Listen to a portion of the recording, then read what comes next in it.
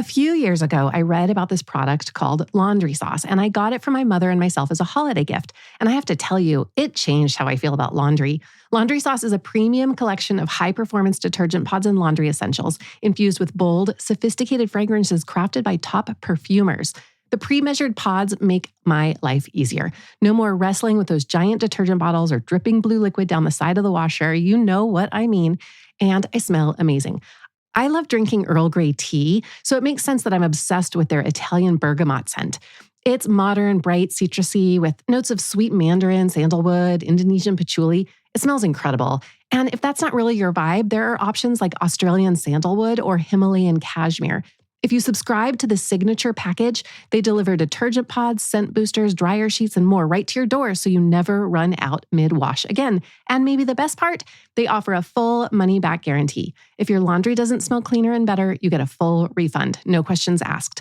For a limited time only, our listeners get 20% off your entire order when you use code Dr. Wendy at laundrysauce.com. That's 20% off at laundrysauce.com with promo code DRWENDY. After you check out, they'll ask where you heard about them, so don't forget to drop our name. Trust us, your laundry's never smelled this good. 911, what's your emergency? You need to send the police. He's gonna kill me. He killed all the others. Who killed the others? Ma'am? He found me. Primate, now streaming. I feel like everything new in medicine that I hear about lately is related to gut health. There's legitimate new research that is constantly linking disease, our mental health, like everything, to the health of our guts. In pediatrics, I've heard things like giving reflux medications to babies can alter their gut microbiome, and not in a good way. And parents often ask me if they should give their kids probiotics when they're on antibiotics.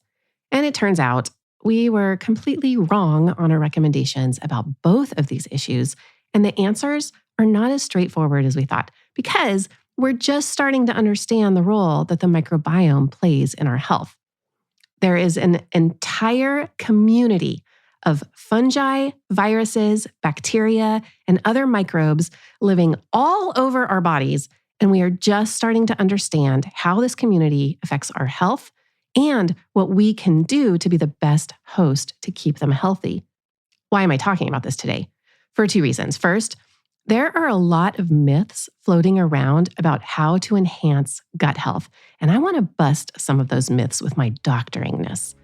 And second, because if you're helping to raise a child, there is a lot you can do to help a kid be a good host to their gut microbiome, and I'm going to tell you how. I'm Dr. Wendy Hunter, and I'm the pediatrician next door. I'm that doctor friend you call for practical advice about your kid's health. I mix the science of medicine with the reality of parenting. There are a lot of ridiculous claims on social media and information coming from healthcare practitioners who aren't actually doctors about gut health. Some of what these practitioners recommend may be legitimate, and admittedly, some of the things that medical doctors say is frankly wrong, because many times we just don't know yet. One of my colleagues pointed this out, and I really liked it, that parents should never trust when a practitioner says something like, "Here's a test you need that your doctor doesn't even know about." Let me be clear. We do know about these fake tests. We know exactly why they aren't legitimate tests. So please be careful about spending money on these scams. I will say though, if you do see an alternative health practitioner, they are going to make you feel good and you will feel listened to, but they may not actually improve your health and they can miss important diagnoses. Anyway, here is one of the myths that I hear very often, and it always makes me shake my head. Here it is. Refined carbohydrates like sugar or white flour cause yeast overgrowth in the body. Some functional medical providers do claim that eating too much sugar or refined carbohydrates can cause an overgrowth of fungus, particularly Candida yeast, in your gut, leading to symptoms like intestinal discomfort, skin rashes, and fatigue. They suggest that treating this should be done with restrictive diets, or cleanses or supplements or essential oils. And of course, they're happy to sell these to you. While it's true, yeast overgrowth can cause issues like thrush in your mouth or vaginal yeast infections, consuming sugar or refined carbohydrates does not lead to excessive yeast overgrowth in the digestive tract. Fungal overgrowth in the gut is rare, it does happen, and it really only occurs in people with weak immune systems, or if you take a lot of antibiotics or steroids, or if you have a disease like diabetes or some severe conditions, like really severe, that slow down your digestion. If you actually have yeast overgrowth, though, it's treated with antifungal medications, not diets, supplements, or even cleanses. However, I do wholeheartedly agree that eating fewer refined carbs and more fiber is definitely good advice for overall gut health. Okay, here's the next myth. You can diagnose food sensitivities with a test. Right? There are lots of companies that market food sensitivity tests that claim to identify problem foods by measuring your body's immune response. I've seen naturopaths claim that they can also use these tests to treat autism, but none of this is actually possible, so beware. These tests check for IgG antibodies, which are different from the IgE antibodies that are involved in true food allergies. However, IgG antibodies don't indicate a harmful reaction. They simply show that you've been exposed to a food. I mean, duh. Even ones that your child eats regularly and tolerates well can show up on this antibody test. The most reliable way to identify food sensitivities is by eliminating them from your diet under medical supervision, where you just remove the suspected foods and then slowly reintroduce them while monitoring for symptoms. If you suspect your child has food sensitivities, talk to their doctor or see a registered dietitian before you rely on these kinds of expensive and unproven tests. All right, next myth. Eating lectins causes leaky gut. Have you seen this one? Influencers claim that foods containing lectins like beans, grains, and certain vegetables damage the gut lining, making it leaky and allowing harmful substances to enter the body. But this is a myth. Lectins are naturally present in most plants, and while raw or undercooked beans, they can cause digestive distress due to their high lectin content, cooking destroys most lectins, making beans, grains, and vegetables safe and easy to digest. There's no evidence that eating cooked lectin-containing foods could harm the gut. In fact, it's the opposite. When you avoid these foods, it can actually do more damage. Plant-based foods provide great fiber that supports beneficial gut bacteria, and when gut microbes don't get enough fiber, they may start consuming the inside of the protective lining, that mucus lining of the gut, which can lead to real inflammation and gut issues. So rather than harming your digestive tract, properly prepared beans and other plant foods help keep your gut strong and healthy. People buy into these myths because our typical Western diet is generally terrible, and a lot of kids are actually constipated. So a lot of my patients are on laxatives because that's easier than me going to their house and making them eat whole grains, veggies, and like sauerkraut. Okay, so that leads me to my last myth. The myth is you can become dependent on laxatives. Over-the-counter laxatives like Miralax, which is polyethylene glycol, or magnesium oxide supplements and stimulant laxatives like Senna or Bisacodyl can help relieve constipation. We know that's true. And while it's true that stimulant laxatives are sometimes thought to cause dependence, there's really no evidence that they permanently weaken the colon in any way. However, most studies on the safety of these medications were only about 4 weeks long, so we don't know for sure, except from our experience. And doctors have a lot of experience prescribing these medications. Experts recommend using them only occasionally or for short-term relief, and I'm talking about the stimulant laxatives like Senna, not Miralax. That one's safe to use all the time. However, I do have patients who use stimulant laxatives like X-Lax very, very often, and it does not seem to make their problem worse. So for long-term constipation management, Miralax, or polyethylene glycol, that's the generic name, is extremely safe. You may have had this recommended to you in the past. So the bottom line is You cannot become dependent on laxatives. If you need them, you need to use them. And if your child needs them, you need to give them to them on a regular basis. The most important thing is that your child poops a nice poop that's soft and is every day. All right, so with all of these myths out there, what is true? And what can we do to keep our kids' guts and our own guts healthy and our microbiomes thriving as we get older? Let's take a step back. What exactly is the gut microbiome? Like I said, it's a community. Think of it like a big city full of trillions of tiny microorganisms all living inside your child's digestive tract. But don't worry, most of these microbes are really good. They help you with digestion, they support your immune system, and they even affect your mood and the functioning of your brain. In fact, scientists call the gut the second brain because it's directly connected to the nervous system and it actually produces neurotransmitters like serotonin, which affects mood and sleep. That's exactly how dark chocolate works in the stomach to make your mind feel happy. So, a healthy gut does not just help with digestion. It influences how kids feel and behave too. It's true, and you may have heard this. I'm going to come back to this in a bit. It helps to understand a little bit more about the microbiome. And we can go way in depth here about the difference between microbiota and microbiome, so don't get picky, okay? For now, let's get down the basics. I've got Dr. Lita Proctor, a microbial ecology researcher who was a program coordinator on the Human Microbiome Project, to explain. Here she is. So what are microbes? We often use the word microbes to mean bacteria, but in fact, it's much, much broader. Of course, we admit that a lot of the initial focus has been on the bacterial component of the microbiome, but in fact, it's any kind of microscopic life form. That includes bacteria, of course. Any kind of virus would be considered a part of the microbiome. Bacteriophage, which are viruses of bacteria, fungi, and protozoa. So even though most of our attention here in the last decade or so has been on the bacteria, the microbiome in our bodies and anywhere, microbes live everywhere. And in nature, I really want to point this out. There are a couple of very important key principles of how they live in nature, and it's also, in some regards, hindered our ability to study them. They live in communities, and they interact in communities. So even though the classic way to isolate microbes from any environment is by trying to culture them in a flask or on a petri dish, in fact, we're kind of working against their nature.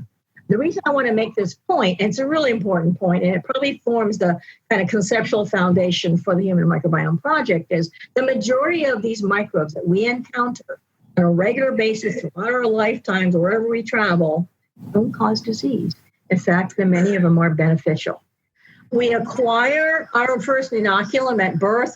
We get our first dose. That's what inoculum means at birth, during the birth process. But in fact, our microbes are continually replenished throughout our lifetimes through continuous exposure to all kinds of microbes in our environment.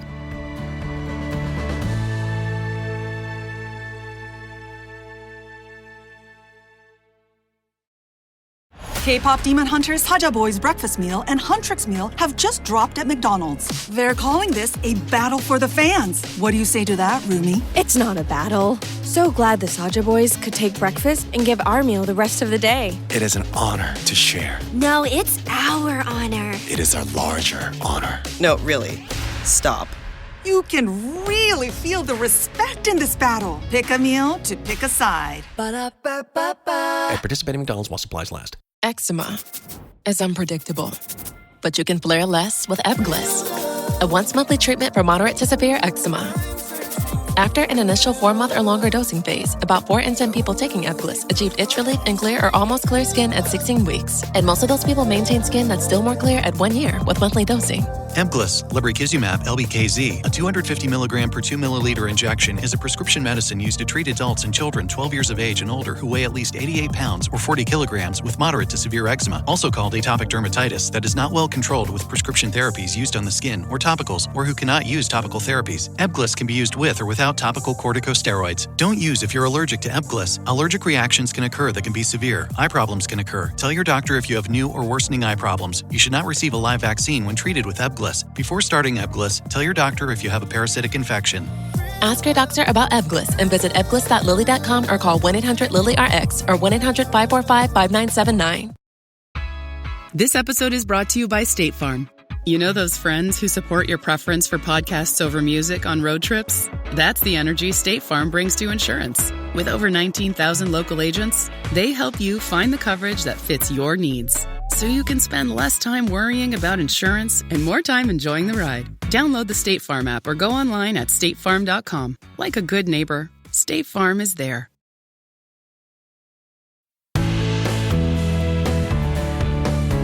So we know a bit about how babies start building their microbiome from the moment they enter the world. We know that how they are born plays a role. Vaginal birth exposes babies to good bacteria from their mom, while a C-section may have a slightly different microbial makeup for the baby. But don't worry, if you've had a C-section, there are lots of ways that you can support your baby in developing a healthy gut. So breastfeeding. It's not surprising that this is one of the most powerful ways to strengthen the microbiome. One of the reasons that breast milk is so special is because it contains human milk oligosaccharides, or HMOs, and probiotics, both of which play a big role in developing your baby's gut. HMOs are this type of carbohydrate that are only found in human breast milk and really nowhere else. And the interesting thing is that babies don't digest these HMOs, but that's because they aren't for the baby. They are meant to feed the bacteria in the baby's gut. Yeah, humans evolved to have their mothers make a substance that's only found in human milk, and it helps develop the baby's gut. One of the most important types of bacteria that HMOs help grow is bifidobacteria. You're going to see this word on some probiotics. This bacteria is beneficial for you because it protects the gut from bad germs by crowding them out. And it strengthens the gut lining so that bad bacteria don't get into the bloodstream. And then finally, this bacteria trains the immune system to recognize good and bad microbes. It's crazy. When you feed these good bacteria, HMOs, babies develop a balanced gut microbiome, which lowers the baby's risk of infection. They have less diarrhea, and it even is known to protect against long-term health issues like allergies and obesity. That's why breast milk is so important. HMOs are prebiotics, which means they feed the bacteria. They're not probiotics. Probiotics are the bacteria. But breast milk also has probiotics, which are those actual live, healthy bacteria that go into the baby's gut and they start growing there. Probiotics work alongside HMOs to make this protective environment. And in breast milk, they help break down food so the baby can absorb vitamins and minerals better. Good bacteria, they help with germs keeping in check, they lower your infection, and that means the baby can fight off illnesses better. Research shows that breastfed babies have more beneficial bacteria in their gut compared to formula-fed babies. It's sad and it's true. So this can help reduce the risk of conditions like diarrhea and stomach infections. It's not really true, though, that you get other immunoglobulins from breast milk. Those come from when the mom is pregnant and are transferred through the placenta. But allergies, asthma, obesity, and metabolic diseases later in life are all lessened when you breastfeed. Okay, what if a baby isn't breastfed? Some formulas do now contain prebiotics, which act like HMOs, and probiotics. So look for those on the store shelves. It's been interesting for me to see over the course of my career that formula ingredients have really matured to become a lot more like breast milk. So the bottom line is breast milk is more than food. Then, as babies grow, you can give them a lot of solid foods, and that helps to diversify their gut bacteria even more, especially fiber-rich foods like bananas, avocados, and whole grains. Those are very important as kids grow because when you eat fiber, your body doesn't fully break down the fiber.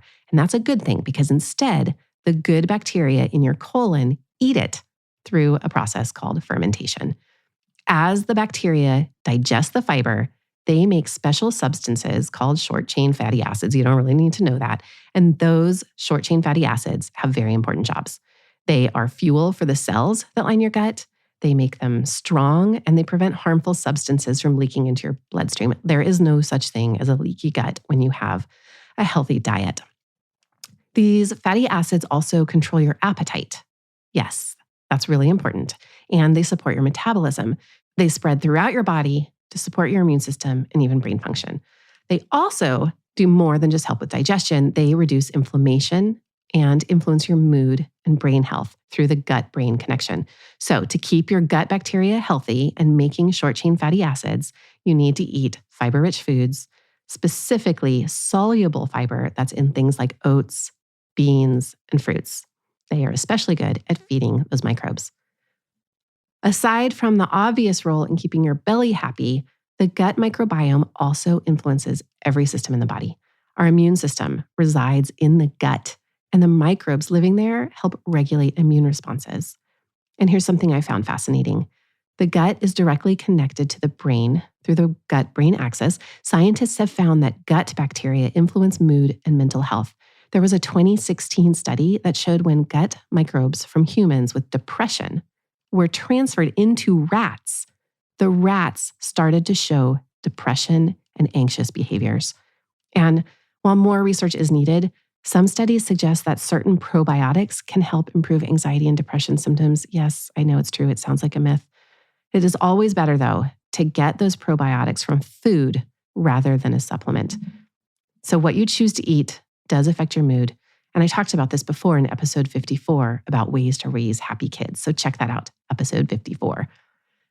A healthy gut leads to healthy digestion, but how do you know if your child's gut is working well? All right, here's my tip. One of the best indicators is their poop. And yes, you should look at your child's poop, even when they get a little older, especially if they're having stomach aches. A healthy stool should look like a smooth snake or a sausage. I like to compare it to squeezing toothpaste from a tube. I've also compared healthy poop to soft serve ice cream. If stools are hard, lumpy, or come out in separate pellets, that can indicate constipation. On the other hand, if stools are too soft or ragged or watery, that can be a sign of diarrhea. However, occasional diarrhea really isn't a concern. But frequent loose stools might indicate an infection or a food intolerance or something like irritable bowel. So keep an eye for that. How often should kids go? Well, frequency is not as important as consistency. Some kids poop several times a day, while others go every other day. And that's okay as long as they're not straining or having discomfort. Their gut health is probably fine. So that's how you assess your kid's gut health and what we know about the microbiome and total body health. So what can you do as a parent to help your kids' guts be the best they can be? All right, first, feed the good bugs. I've said this like a million times already, and I'm sorry to repeat it, but it is important.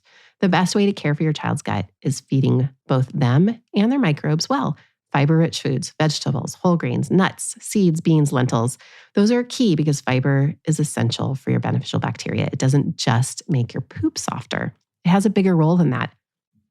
It might help your kids to eat more of these foods if you explain to them that you're feeding the good bacteria that live in their intestines and helps them digest. They might be able to picture that and eat some of the foods you want them to eat. We know a diet rich in plant-based foods makes a more diverse gut microbe colony, which is linked to better health outcomes. One study found that people who ate more than 30 types of plant foods a week had a more diverse gut microbiome than people who ate fewer than 10 plant foods. So count what you're eating. Do it. Also, adding fermented foods like yogurt, kefir, kombucha, sauerkraut, kimchi, that can increase microbiome diversity and reduce inflammation. Research is ongoing in this area, so these foods are no doubt, though, a great way to support gut health. Next, I know this is not surprising, limit antibiotics when it's possible. I mean, of course, sometimes your kids need antibiotics, but they can wipe out the bad and good bacteria. One doctor I heard, he described antibiotic use as carpet bombing the gut microbiome. It can wipe out like 90% of beneficial microbes along with the harmful ones that you're trying to kill. While the microbiome typically recovers over a few weeks to months, that period of imbalance can make children more vulnerable to infection. Although research on how diet influences microbiome recovery is ongoing, experts do recommend that you want to stick to a high-fiber, plant-based, fermented food diet to support gut healing. Interestingly, one study in 2018 that was in the journal Cell found that taking probiotic supplements after antibiotics delayed microbiome recovery rather than helping it. So that was the myth I mentioned at the beginning. While probiotics might seem like a good idea, it turns out that their benefits after antibiotic use may not be correct. And finally, I know you've heard this lots and lots of times. This is my last tip. Let kids get dirty. Yeah, exposure to nature and pets and even a little dirt helps strengthen their immune system and diversifies their gut bacteria. So let them play outside and explore. The gut microbiome may be tiny, but it plays a huge role in our health. If you found this helpful, please share it with a fellow parent. Send it to them. For more from the Pediatrician Next Door, find me on the web at pediatriciannextdoorpodcast.com. If you've got a question about the weird things kids do, send an email to hello@pediatriciannextdoorpodcast.com for a chance to hear your voice on the show. I'm Dr. Wendy Hunter, and I'm the Pediatrician Next Door. This show is produced by Red Rock Music. Make sure to subscribe and leave a review wherever it is you're listening. I'll be back next time with more. So you have your own personal ecosystem of creatures on your body, and it's called the microbiome. And the best understanding that I've seen is by Carl Zimmer, this terrific science writer. And Carl imagines that some twisted genius would vaporize all the cells in your body. Well, it wouldn't leave an empty space for a brief moment. There would be this body-shaped cloud of bacteria and viruses and other organisms that live on and in your body. They live on your skin, in your lungs, and in your digestive tract. So that's what your microbiome is. Ryan Reynolds here from Mint Mobile. I don't know if you knew this, but anyone can get the same premium wireless for $15 a month plan that I've been enjoying. It's not just for celebrities. So do like I did and have one of your assistants switch you to Mint Mobile today. I'm told it's super easy to do at mintmobile.com/switch. Upfront payment of $45 for 3-month plan, equivalent to $15 per month required. Intro rate first 3 months only, then full price plan options available. Taxes and fees extra. See full terms at mintmobile.com. There's fishing. And then there's fishing. Out here, you're after dinner. Online, hackers are after your data. They'll bait you with fake emails, lookalike sites, anything to lure you in. But with Cisco Duo's end-to-end phishing-resistant access control, every login, every device, every user stays protected. Looks like no one's biting today. Cisco Duo. Phishing season is over. Learn more at duo.com.